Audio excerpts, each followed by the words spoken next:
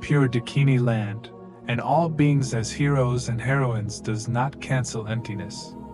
Appearance arises from the union of bliss and emptiness, and shares the nature of the mind from which it appears.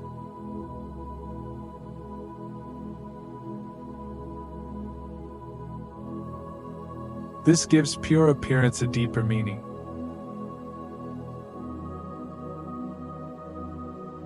Pure appearance is not merely decorating an ordinary world with sacred imagery. It is training against the deeply rooted habit of treating self, others, and environment as inherently ordinary. The three recognitions become a way of remembering the origin of appearance throughout the day.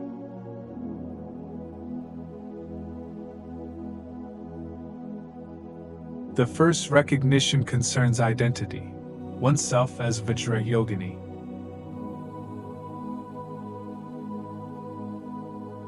The second concerns environment, the world as pure Dakini Land, with one's room as the phenomena source mandala.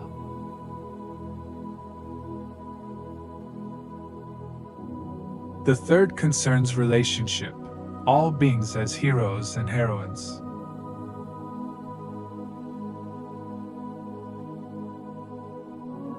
These recognitions are not meant to remain confined to the first moments after waking.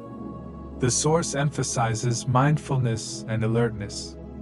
Mindfulness holds the recognition. Alertness checks whether it has been lost. When ordinary appearance quietly returns, the practitioner notices and restores the practice.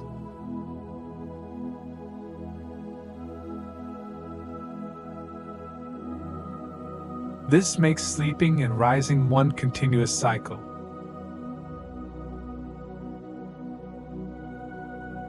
The night's dissolution prepares the morning's arising. The morning's recognition shapes the day.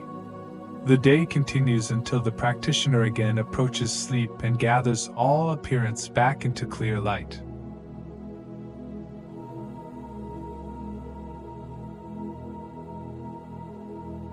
Seen in this way, the two yogas are not separate exercises.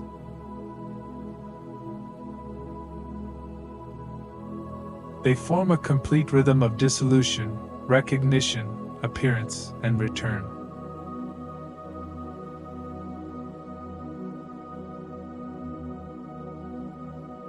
For practitioners who have received the required empowerment and completion stage instruction, the most useful practical advice is to preserve the sequence exactly as it was transmitted.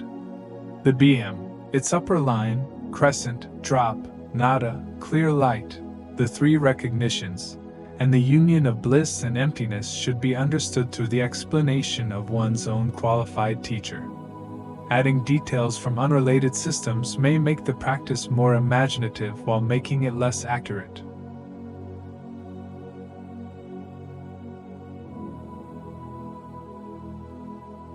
It may also be helpful to review the sequence while fully awake. The order should be familiar enough that bedtime is not spent struggling to remember technical details. Yet familiarity should not turn the practice into hurried mental recitation. Each stage is a release of appearance, and the essential point lies in the recognition that follows.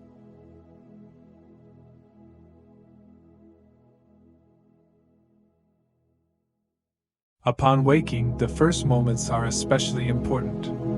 Before the phone, the schedule, or the unfinished story of yesterday takes possession of the mind, emptiness is remembered and pure appearance is renewed.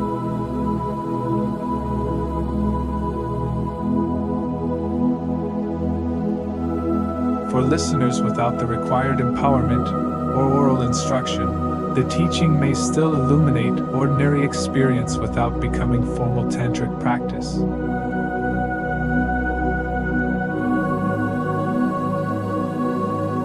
Before sleep, notice that the world of the day is already withdrawing.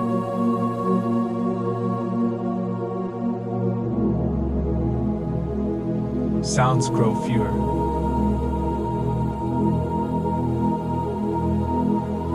The room becomes less distinct.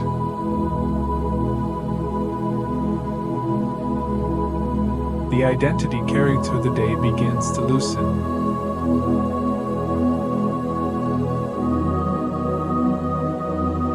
There is no need to imitate the BM dissolution or search for a special clear light.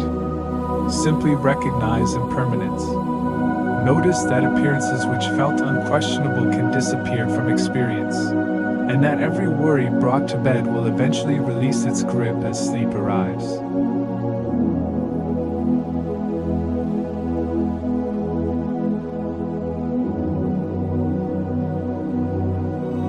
Upon waking, pause before habit fully assembles the world.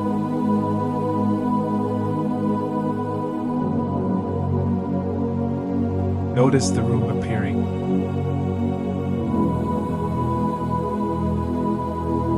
Notice the body returning to attention.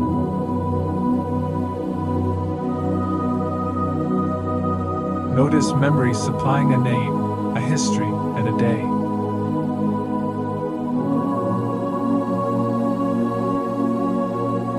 Then establish a compassionate intention.